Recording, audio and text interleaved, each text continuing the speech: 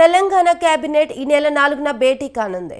CM Revanth Reddy అధ్యక్షతన సెక్రటేరియట్లో జరగనున్న ఈ మీటింగ్లో పలు కీలక నిర్ణయాలు తీసుకునే అవకాశం ఉన్నట్లు తెలుస్తోంది. కులగణన సర్వే పూర్తి కావడంతో కేబినెట్లో చర్చించి ఆమోదం తెలుపుతారని చర్చ జరుగుతోంది. రైతు భరోసా విధి విధానాలు, భూమి లేని రైతు కూలీలకు అందజేసే ఆర్థిక సాయంపై డిస్కస్ చేయనున్నట్లు సమాచారం. కొత్త రేషన్ కార్డులకు ఆదాయ పరిమితి, దరఖాస్తుల స్వీకరణపై చర్చించి తుది నిర్ణయం తీసుకోనున్నట్లు తెలుస్తుంది.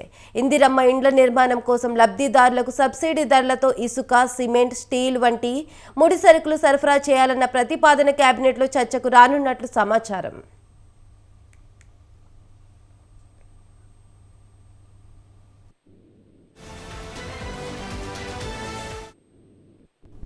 విద్యుత్ commission, BC dedication commission, SC వర్గీకరణ కమిషన్ నివేదికలపై కూడా చర్చించే అవకాశం ఉంది.